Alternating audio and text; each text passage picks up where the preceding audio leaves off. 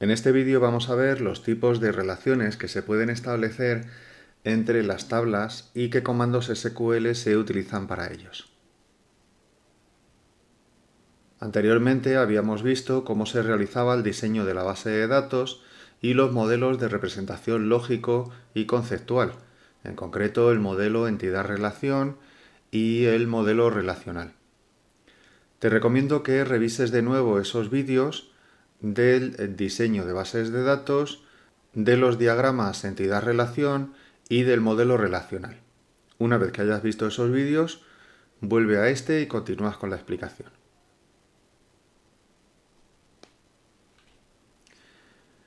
En el modelo relacional, que era el más parecido al diseño físico de la base de datos, era lo que habíamos llamado el diseño lógico, veíamos que la información había que distribuirla en diferentes tablas, repartir los elementos con sus atributos en tablas con campos.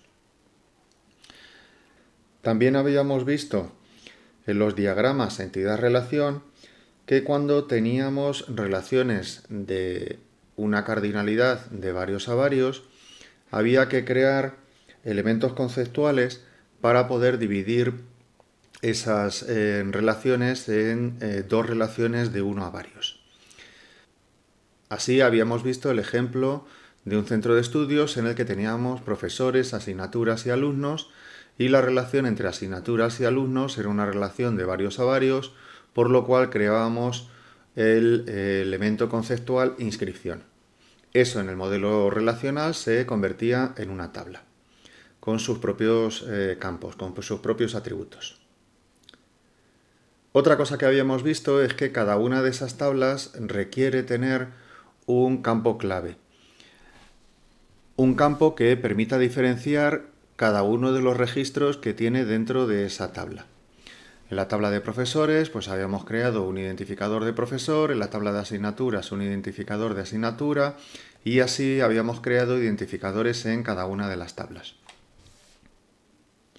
Para poder establecer las relaciones entre tablas, habíamos hecho lo que denominábamos una propagación de clave foránea. Si profesores y asignaturas está relacionado con una relación de uno a varios, pues entonces propagábamos el identificador del profesor y lo poníamos también en la tabla de asignaturas. Lo mismo entre asignaturas e inscripción. El identificador de asignatura, que es clave primaria en la tabla de asignaturas, lo colocábamos también en la tabla de inscripción. Y lo mismo ocurre entre alumnos e inscripción, que el identificador de alumno, que era la clave primaria en la tabla de alumnos, lo propagábamos copiándolo dentro de la tabla de inscripción. Esto permite que podamos relacionar esos campos claves primarios que teníamos con los campos foráneos que hemos propagado en las tablas que vamos a realizar. Y a continuación, pues eso establecería unas relaciones con una cardinalidad de 1 a n. Todas las relaciones que vamos a utilizar, o la mayoría de ellas, van a ser relaciones de 1 a varios.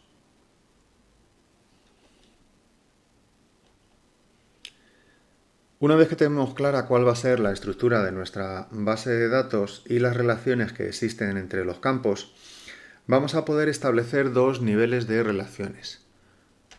Un primer nivel de relación, que son las consultas multitabla, que se refieren a las acciones de selección, es decir, a las acciones de consulta, y que se utilizan para aquellos casos en los que queremos buscar información combinada de varias tablas.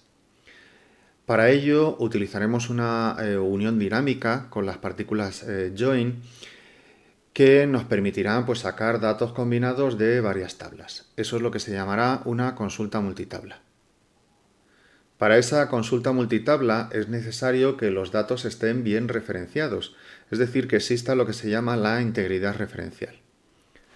Para garantizar esa integridad referencial, hay un segundo nivel de relaciones que son los vínculos de restricción y que no solamente afectarán a las acciones de selección, sino también, sobre todo, a las acciones de inserción, de actualización y borrado. Lo que hacen es verificar la existencia, restringir las actualizaciones y los borrados de los datos. de tal modo que se garantice la integridad referencial entre los datos de los campos primarios y los campos propagados, es decir, los campos foráneos. Es decir, que los vínculos de restricción garantizan que los datos que tenemos en un campo sean los mismos que tenemos en el otro campo y que cuando realicemos las consultas multitabla, esas consultas funcionen correctamente, los datos estén bien referenciados y los resultados sean correctos. El modo de establecer estos vínculos de restricción es poniendo las claves foráneas en aquellos campos propagados que habíamos creado.